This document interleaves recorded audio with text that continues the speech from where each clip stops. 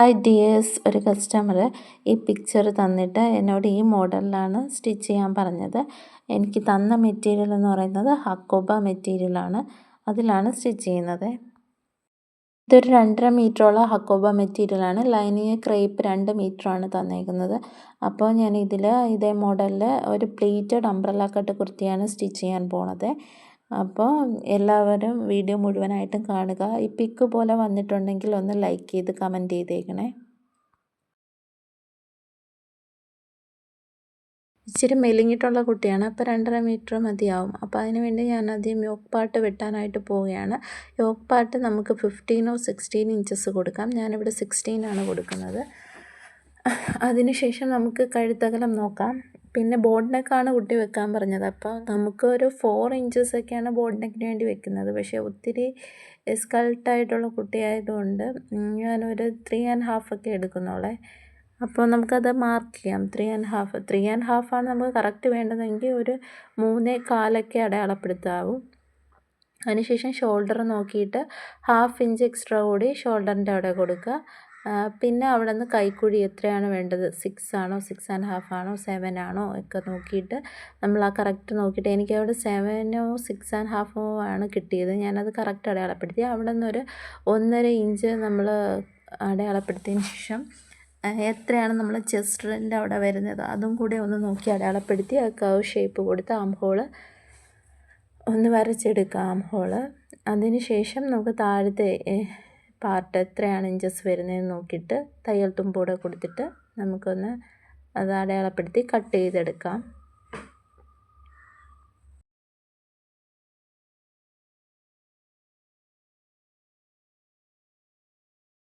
Cut ചെയ്തെടുത്ത ശേഷം നമുക്ക് അതിനൊന്ന് സെപ്പറേറ്റ് ചെയ്തിട്ട് എടുക്കാം. അപ്പോൾ യോക്ക് പാർട്ടിൻ്റെ കട്ടിങ് കഴിഞ്ഞു. ഇനി നമുക്ക് ബോട്ടം പാർട്ടാണ് വേണ്ടത്. ബോട്ടം പാർട്ടിന് ബാക്കിയുള്ള ക്ലോത്ത് മുഴുവനായിട്ടെടുക്കാം. അതുപോലെ നമ്മുടെ മെയിൻ ക്ലോത്തിൽ വെച്ചിട്ട് ഇതൊന്ന് കട്ട് ചെയ്ത്, മെയിൻ ഫാബ്രിക് നോക്കണേ. 2.5 മീറ്ററൊക്കെ ഉള്ളെങ്കിൽ നമ്മൾ അത്യാവശ്യം അതനുസരിച്ച് വേണം വെട്ടാനായിട്ട്, അല്ലെങ്കിൽ തുണി തികയത്തില്ല. അപ്പോഴും നമ്മൾ നോക്കിയിട്ട് ആ യോക്ക് പാർട്ടൊന്ന് കട്ട് ചെയ്ത് എടുക്കാം. അതിനുശേഷം ബാക്കി പാർട്ട് എടുത്തിട്ട് നമുക്ക് ബോട്ടം പാർട്ടിന് വേണ്ടിയിട്ട് സ്ട്രെയിറ്റ് ആയിട്ടാണ് ഞാൻ മാർക്ക് ചെയ്യുന്നത്. എന്ന് വെച്ചാൽ നമ്മൾ അംബ്രല്ല കട്ട് ഇത് പ്ലീറ്റ് വെച്ചിട്ടല്ലേ ചെയ്യുന്നത്. അപ്പോൾ അത് സ്ട്രെയിറ്റ് ആയിട്ട് മാർക്ക് ചെയ്യുക. എത്ര ലെങ്ത് ആണോ വേണ്ടത് അത് അനുസരിച്ചിട്ട് ഇത് സ്ട്രെയിറ്റ് ആയിട്ട് അതൊന്ന് മാർക്ക് ചെയ്ത് എടുക്കാം. എന്നിട്ടൊന്ന് കട്ട് ചെയ്യാം.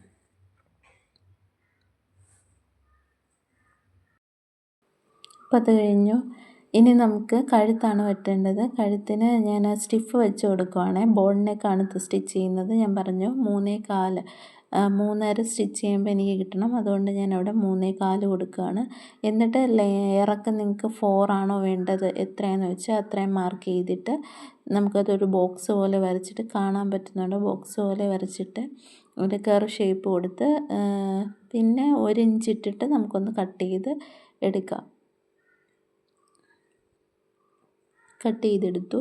ഇനി നമുക്ക് അത് ലൈനിങ്ങിലോട്ട് അറ്റാച്ച് ചെയ്ത് കൊടുക്കാം, അല്ലെങ്കിൽ വേറൊരു ഫാബ്രിക്കിലോട്ട് അറ്റാച്ച് ചെയ്തിട്ട് നമുക്ക് ലൈനിങ് ചേർത്ത് വെച്ചിട്ട് കഴുത്തൊന്ന് സ്റ്റിച്ച് ചെയ്തെടുക്കാം.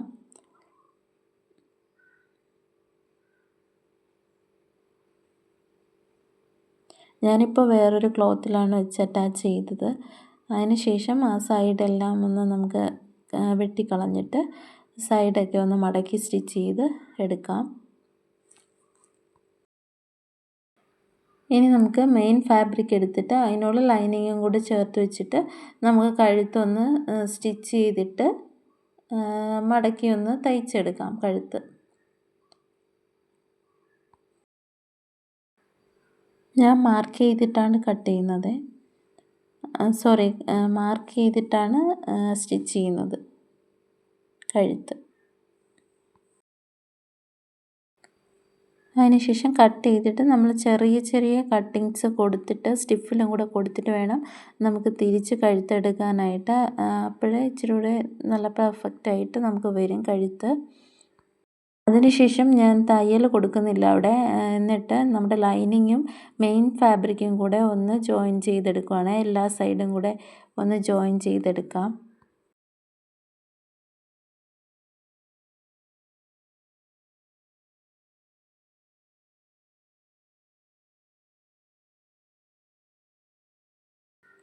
ബാക്കിൽ നമ്മൾ 3.25 തന്നെ കഴുത്തകലം കൊടുത്തിട്ട് ഞാൻ കുറച്ചാണ് കഴുത്ത് വെക്കുന്നതെന്ന് വെച്ചാൽ അതിൻ്റെ താഴോട്ട് ഞാനൊരു ലീഫിൻ്റെ മോഡൽ പോലെ ഒരു ചെറിയ ഓപ്പണിങ് പോലെ കൊടുക്കുന്നുണ്ട്. അതിന് വേണ്ടിയിട്ട് 3 എടുത്താലും മതിയാവും ഇറക്കം. അതിനുശേഷം ഒരു 2 ഇഞ്ചിൽ അടയാളപ്പെടുത്തിയതിന് ശേഷം നമ്മൾ ഒരു 1/2 ഇഞ്ച് വിട്ടിട്ട് ഒന്ന് റൗണ്ട് പോലെ ഒന്ന് വരച്ചെടുത്തിട്ട് ഒന്ന് കട്ട് ചെയ്തെടുക്കാം.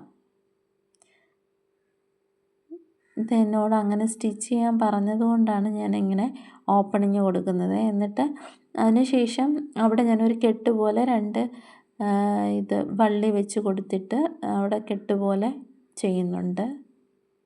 അപ്പോൾ അതൊന്ന് കട്ട് ചെയ്തെടുക്കാം. ഇവിടെ ഞാൻ സ്റ്റിഫൊന്നും വെക്കുന്നില്ല. ഡയറക്റ്റ് നമ്മുടെ മെയിൻ ഫാബ്രിക്കിൽ വെച്ചിട്ട് ഒന്ന് പതിച്ച് സ്റ്റിച്ച് ചെയ്തതിന് ശേഷം നമുക്ക് കഴുത്ത് ചെയ്തെടുക്കാം.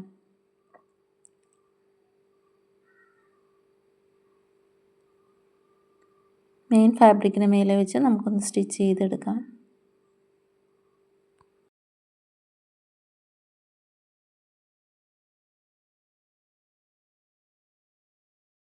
അതിനുശേഷം കട്ട് ചെയ്തതിന് ശേഷം ചെറിയ ചെറിയ കട്ട്സ് ചെയ്തിട്ട് നമുക്കൊന്ന് തിരിച്ചിട്ട് ഒന്ന് തിരിച്ചിട്ടിട്ട് ആ അരികു വശം വരുന്നതൊക്കെ ഒന്ന് നമുക്ക് കറക്റ്റ് ചെയ്ത് എടുക്കാം.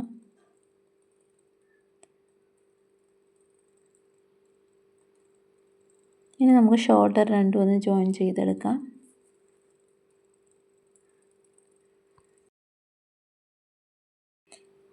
അതിനുശേഷം ബാക്ക് കഴുത്ത് ഞാനൊന്ന് പതിച്ച് സ്റ്റിച്ച് ചെയ്ത് കൊടുക്കുവാണേ. ബാക്കിലെ കഴുത്ത്. ഇനി നമുക്ക് ബാക്കിലും ലൈനിങ്ങും മെയിൻ ഫാബ്രിക്കും കൂടെ ഒന്ന് അറ്റാച്ച് ചെയ്തെടുക്കാം.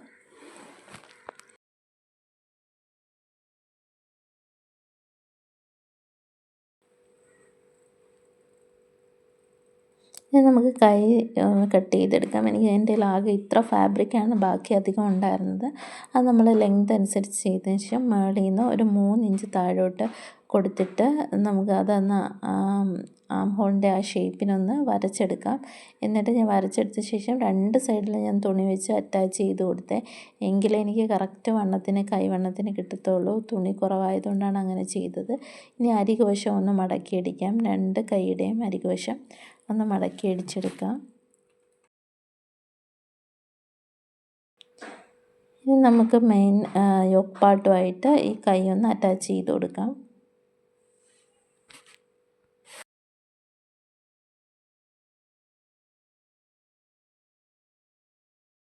ഇതിന് ശേഷം നമുക്ക് കൈയുടെ കറക്റ്റ് അളവ് നോക്കി ഒന്ന് ഷേപ്പ് ചെയ്തെടുക്കാം. യോക്കിൻ്റെ ആ പാർട്ട് പകുതി വരെ ഷേപ്പ് ചെയ്ത് വെക്കാം.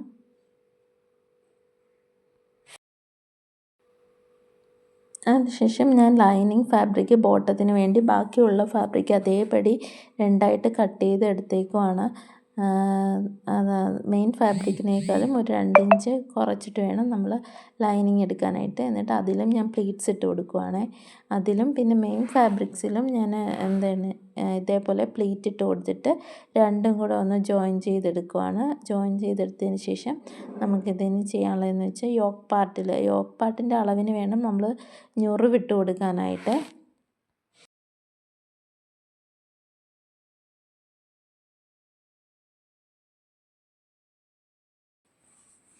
നമ്മുടെ മെയിൻ ഫാബ്രിക്കിലും അതേപോലെ തന്നെ പ്ലേറ്റ്സ് ഇട്ട് വെക്കുക.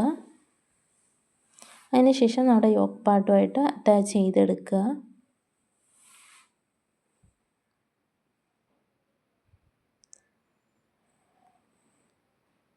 പിന്നെ ഞാൻ ബാക്കിൽ കെട്ട് വെക്കുന്നുണ്ട് ഇതിൻ്റെ. അപ്പോൾ നമ്മൾ ഷേപ്പ് ചെയ്യുന്ന നേരത്ത് ആ കെട്ടും കൂടെ ഇടയ്ക്ക് ചേർത്ത് വെച്ചിട്ട് വേണം നമ്മൾ ഇതേപോലെ ബോഡി പാർട്ട് അടിച്ചെടുക്കാനായിട്ട്.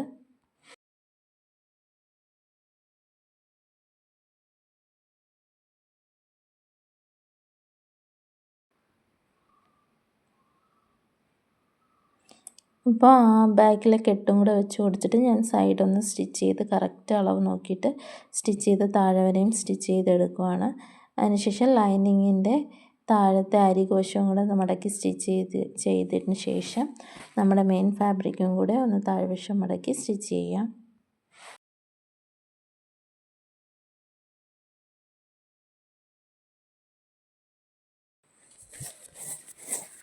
അരികുവശം ഒരു 1 ഇഞ്ചിൽ നമുക്ക് മടക്കി സ്റ്റിച്ച് ചെയ്താൽ മതിയാകും.